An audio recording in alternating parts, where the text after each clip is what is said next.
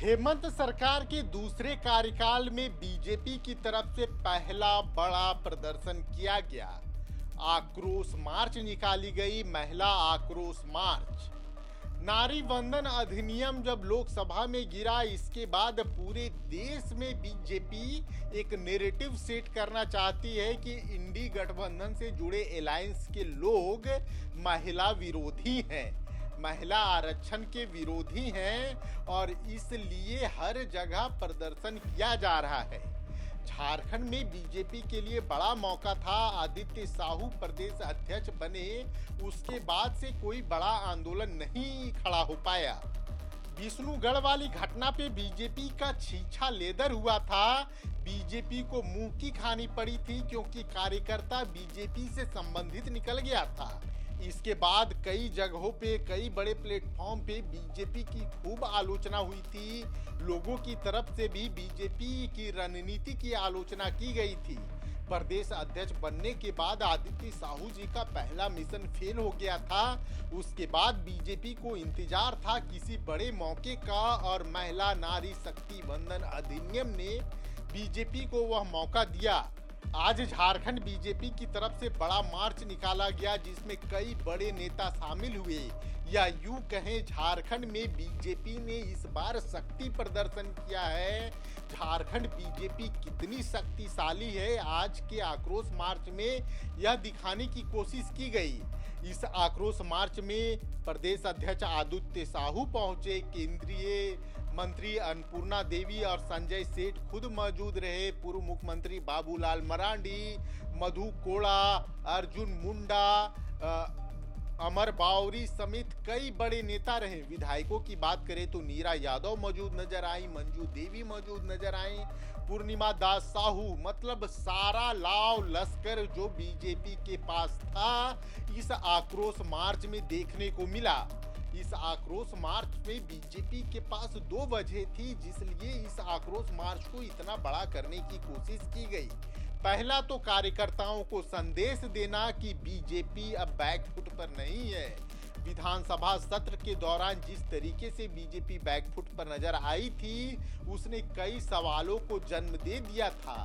विधानसभा सत्र में बीजेपी विधायक बड़े शांत नजर आए और अगर बीजेपी विधायक आक्रामक हुए भी तो वो कांग्रेस कोटे के मंत्रियों पर, कांग्रेस पर, लेकिन जेएमएम को लेकर ज्यादातर सत्र के दौरान बीजेपी विधायकों की चुप्पी रही और इस पे पूरे राज्य में सवाल खड़े हुए थे कि बीजेपी की तरफ से सरकार को खुला रास्ता दे दिया गया। और इस बार जब आदित्य साहू प्रदेश अध्यक्ष बने तो इसीलिए बीजेपी अपनी इस छवि को भी ठीक करना चाहती थी और इसलिए इस आक्रोश मार्च को बड़ा करने की कोशिश की गई और बीजेपी की तरफ से इसे शक्ति प्रदर्शन के तौर पे देखा गया।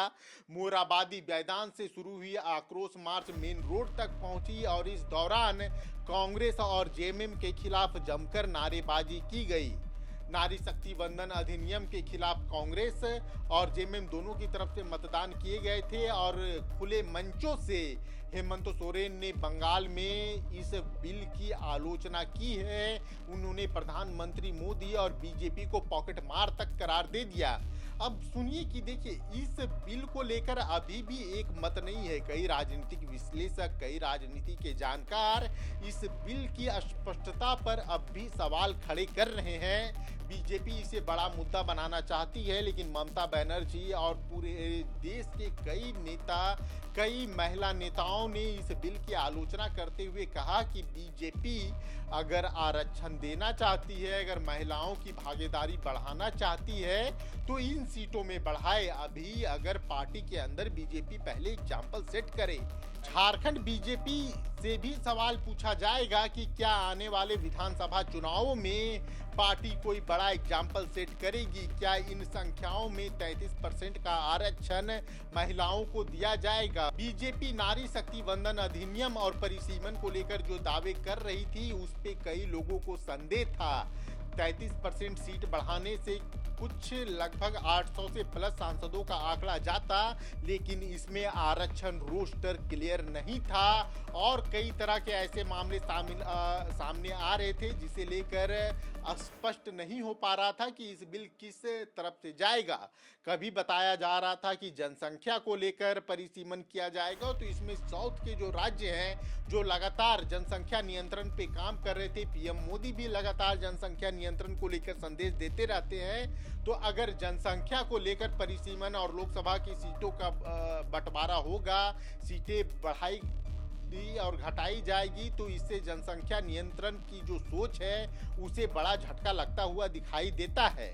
ऐसे में सवाल भारतीय जनता पार्टी पे है। भारतीय जनता पार्टी झारखंड में पहले तो कांग्रेस के खिलाफ वो झारखंड की जनता को यह संदेश देना चाहती है कि झारखंड में जो कांग्रेस है या पूरे देश में जो कांग्रेस है वो महिला विरोधी है। दूसरी तरफ क्योंकि जेएमएम के साथ सरकार है और मैया सम्मान योजना के बाद महिलाओं में जेएमएम की क्या फैन फॉलोइंग है, हेमंत कल्पना की क्या फैन फॉलोइंग है या किसी से छिपी नहीं है, बीजेपी इस फैन फॉलोइंग को भी कम करना चाहती है। साथ में रांची समेत झारखंड के तमाम जिलों में जिस तरह से महिलाओं के खिलाफ अपराध बढ़े हैं, उससे भी बीजेपी इस रैली के माध्यम से भुनाने की कोशिश बीजेपी की तरफ से की गई। लेकिन सवाल अब भी यही है कि क्या महिलाओं के खिलाफ अपराध सिर्फ झारखंड में हो रहे हैं? बीजेपी रोजगार, महंगाई जैसे मुद्दों पर चुप क्यों है? आज देश में महंगाई किस आसमान पे है या किसी से छुपा नहीं है। झारखंड में महिला सुरक्षा की बात होनी चाहिए, बिल्कुल होनी चाहिए, डंके की चोट पर होनी चाहिए।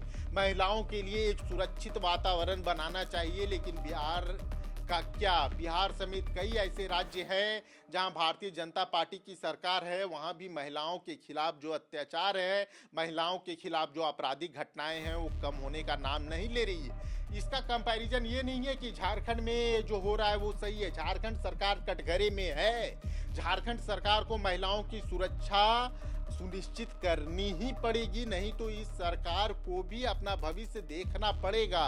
लेकिन भारतीय जनता पार्टी की जो आज आक्रोश रैली है वो कितनी सफल हो पाएगी, ये अब भी सबसे बड़ा सवाल है। भारतीय जनता पार्टी की इस रैली और झारखंड में महिला सुरक्षा, नारी शक्ति वंदन अधिनियम को लेकर आप क्या सोचते हैं, यह हमें कमेंट बॉक्स में जरूर बताइएगा। जोहार, जय झारखंड।